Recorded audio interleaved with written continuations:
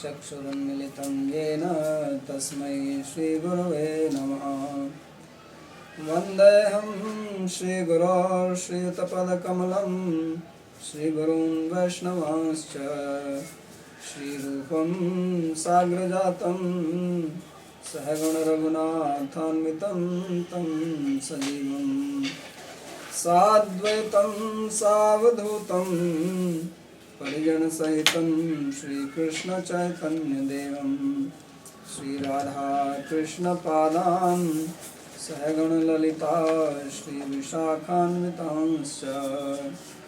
हे कृष्णा करुणा सिन्धो दीनबन्धो जगत्पते गोपेश गोपिकान्त राधाकान्त नमोऽस्तुते। तप्त कांचन गौरांगी राधे वृंदावनेश्वरी वृषभानुसुते देवी प्रणमामि हरिप्रिये। नमो महावदान्याय कृष्ण प्रेम प्रदायिने कृष्णाय कृष्ण चैतन्य नामिने गौरत्वसे नमः। पंचतत्वात्मकं कृष्णं भक्तरूपस्वरूपकं भक्तावतारं भक्ताख्यं नमामि भक्तशक्तिकं। श्रीकृष्ण चैतन्य प्रभु नित्यानंद श्री अद्वैत गदाधर श्रीवासादि गौर भक्तवृंद। हरे कृष्णा कृष्णा कृष्णा हरे हरे हरे राम राम राम हरे हरे। नारायणं नमस्कृत्य नरं चैव नरोत्तमं देवीं सरस्वतीं व्यासं ततो जयमुदीरयेत्। Reading from Srimad Bhagavatam, second Canto, chapter 8, beginning from verse number 22. King Parikshit is continuing to ask questions to Sri Sukadeva Goswami, and he has a big list of questions which he has posed related to the living entity, about the Lord, creation, time, karma, and the various destinations attained by performing different activities, and also the yuga dharmas, the duties prescribed for a particular period, and the destinations attained by the yogeshwars and the yogis. How do they give up their body, how their subtle body is dissolved, and where do they go, and the essence of the Vedas, Vedas, Puranas, Itihasas, and other literature. He also asked about the social welfare in the form of distributing food, giving education, digging wells, making gardens, etc. And he is continuing to ask question. And this verse he says, Yascha anushayinam sargah pakhandasya cha sambhavah atmano bandhamokshau cha vyavasthanam swarupatah. He said, please explain to me how the living beings are created. Anushayi means those who sleep when Lord sleeps, because this creation exists for one parardha, and after that, when Lord Mahavishnu sleeps, then the whole creation comes to an end. And then the living entities, they are also sleeping, because their gross body is dissolved, material nature is also dissolved. Can you give something to sit?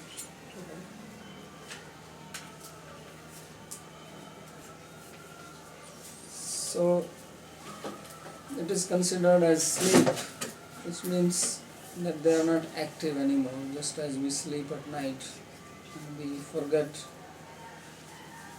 about our possessions and relations. In the same way, there is a complete dissolution of the material nature and everybody sleeps. So therefore the living entities have one name which is called Anushai, which means those who sleep after the Lord sleeps.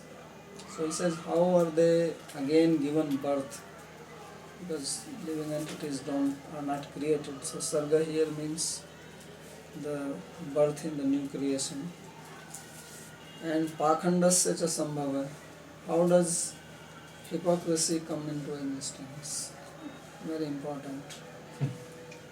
Because we also have to know what is proper religion, what is dharma, updharma, chal dharma, adharma. There is religion, there is something which looks like religion, there is cheating religion, there is irreligion. So all these have to be understood. Atmano bandhu moksha, and how does one get bound and liberated? And what is the situation when one is liberated? So this please explain. Sri Vishwanath Chakravarti Thakur says, Anushayinam Mahapralaya Ishware Linopadhinam Jivanam Sarga iti Sadhaka Bhaktanam Sadhan Siddhi Jigyasayam. So when there is Mahapralaya or total annihilation, then all the upadhis of the living entities, they become dissolved. Because there are gross upadhi in the form of body and there are subtle upadhis in the form of subtle body. So they all get dissolved. Except that according to Vedanta there is also another upadhi which is called Karan Sarira or causal body, which basically means avidya or ignorance. So that remains. So the specific, there is two types of ignorance. There is a general ignorance and there is a specific ignorance. So general ignorance always remains with everybody. That is the basic property of every living entity in this material world. That in general we are ignorant of our Swarupa.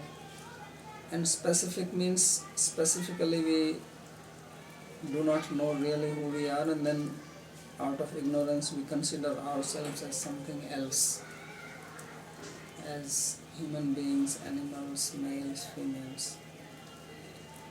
So this general ignorance remains, otherwise living entity will become liberated, because if all the upadhis are completely dissolved, all designations are lost, all conditionings are removed, then soul will become liberated. But this annihilation is not liberation. And also there is creation after that, and the soul has to take another body. So that body is based on the ignorance. So therefore he is saying that Ishware Leen Upadhinam Jivanam Sarga, that when they are dissolved, then how do they take birth again? Because if everybody's upadhi is dissolved and even if they are not liberated, then they will all be equal. Everybody starts fresh. And there was this French philosopher Locke, he said that there is a tabula rasa, that when a child is born, he has nothing, he is blank slate.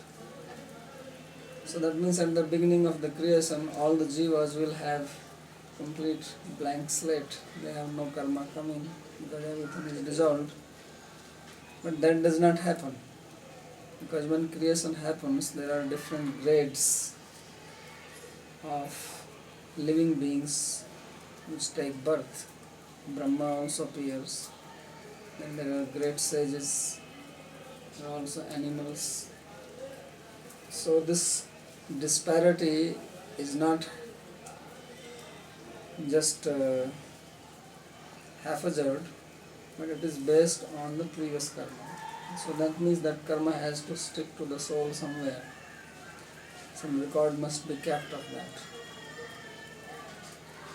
And that becomes the impetus. Therefore, in the 3 chapters before, Sukadeva Goswami has said that there is karma also, which is involved in creation. Dravya, Kala, Karma, Ishvara. So karma is very important. Na bhuktam kshiyate karma kalpakoti satairavati avashyameva bhoktavyam kritam karma shubhashubha. Karma is such a thing that it does not get disintegrated. Like they said that this plastic is not degradable. It stays for a long time, hundreds of years. It doesn't dissolve. So karma is something like that, plastic element, that nothing happens to it. So avasyameva bhoktam, you have to get the result of your karma, good or bad, shubha shubha. It does not rot, it does not get spoiled. Krishna says, Neha vikram naso asti pratyavayana vidyate salpamapyasya dharmasya prayate matovaya. He says that if one engages in devotion, it is not lost. Karma is also not lost. It is bound to give its effect. So that's how the sarga of the creation happens. So whatever you earn, it's not that the bank is collapsing and then you lose your money, or the stock market crashes and then you become poor suddenly. No, this karma remains.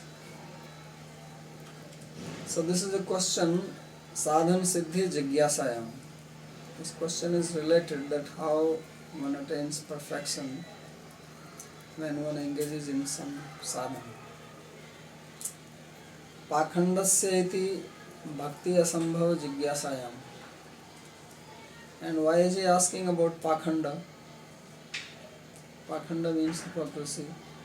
Because he says that if pakhanda is there, if hypocrisy is there, then bhakti is impossible.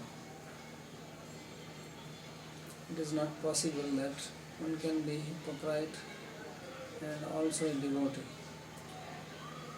So one has to be free from that. So it is also a very good question raised. Atmano maya sprishta jivasya bandha moksha iti bhakti misra jnane jnana mishayam bhaktava. So how does a living being who is in contact with Maya attain liberation, or in the very beginning how does it come to the state of bondage? So he says this question is related with Bhakti Misra Gyan or Gyan Misra Bhakti. These are two separate things. You can have Jnana mixed with Bhakti or Bhakti mixed with Jnana, depending on which is prominent. It's like you can mix water in milk, or you can also mix milk in water. So if there is more water and little milk, then you are mixing milk into the water. Or if there is more milk and little water is mixed, that's what the milkman does. So that is called milk mixed with water. You cannot figure out that there is water in it. So like this there is Bhakti Mishra Gyan and Gyan Mishra Bhakti. Because this bandha and moksha, this bondage and liberation is related with this Gyan mark. स्वरूपतो व्यवस्थानमिति आदितयेव सदा माया स्पर्श शून्यस्य विश्वक्सेनादिर जीवस्य नित्य मुक्तस्य नित्य भक्त. And what about those people who are situated in their swarupa? They never came in contact with Maya. There are two types of jivas, Nitya Mukta and Nitya Baddha. So just like the living entities in this material world, they are Nitya Baddha. They were never in the spiritual world. They have always been under the influence of Maya. And similarly, there are Nitya Muktas who have never come to the material world, and they have always been under the influence of internal potency of the Lord. So he is asking question about Nitya Muktas, like Vishwakshena, he is the chief of Lord Vishnu's army. So how are they situated and what are their activities? So this is question related about Nitya Bhakti or eternal devotion, because all questions are related with devotion. Then he says, Yatha Atma Tantro Bhagwan Vikridati Atma Mayaya Visrijyava Yatha Mayam Mudaste Sakshi Vidviduhu. So this is the last question he is asking. He says, how does Lord play with his own Maya, who is Atma Tantra or independent? And how does he exist by leaving the Maya as a witness? So, two questions basically. That Lord who is Atma Tantra, we are Partantra because we are under the control of Maya. And Lord is called Atma Tantra because he is under his own control. He is not dependent on anybody, he is not controlled by anyone. But he plays with his own Maya. So how does he play with Maya? Because everybody is under the control of Maya. As Krishna says that Devi hi esa gunmayi mama Maya duratya. That everybody is under the play of this Maya and no one can transgress it without surrendering to him. Mami viya prapadyanti. So why Lord is playing with Maya? And if he is playing, how is that he is not influenced by it? And how is that he gives up Maya and remains as a witness? So this is question asked about Lord. Vividham kridati srishti adi samaye visrijya mahapralaya tyaktva. So Vikridati means that Lord he plays in different ways when there is creation, and when there is Mahapralaya or annihilation, then he gives up. Yadva Atmatantro Bhagavan Sri Krishna eva Anyasham avtarinam cha Atmatantrayapi Viprabala Kharnado Krishna ek Partantra Darshanat. Or the question here is about Krishna, that how is Lord Krishna that he is playing with his Maya. So he is the source of all the avatars and also the source of avatari. So even these other avatars, they are under the control of Krishna, and he gives example of Vipra Balakaram. That when Krishna was in Dwarka, and there was one Brahmana whose wife was giving birth to children who were dead, and they were, as soon as they were born, they were dying. So this Brahmana was very disturbed, and when it happened few times, then he went to Krishna's palace and he was very angry, because he was thinking that the king is not able to protect him, and if the son is dying before the father, that means there is sin in the country. So when he was accusing Krishna like this, that these Yadavas, they are very puffed up, they think they are very great, but they cannot protect me. So then Arjuna happened to be there, and when Arjuna heard, then he being a Kshatriya, he said that don't worry, I will give you protection.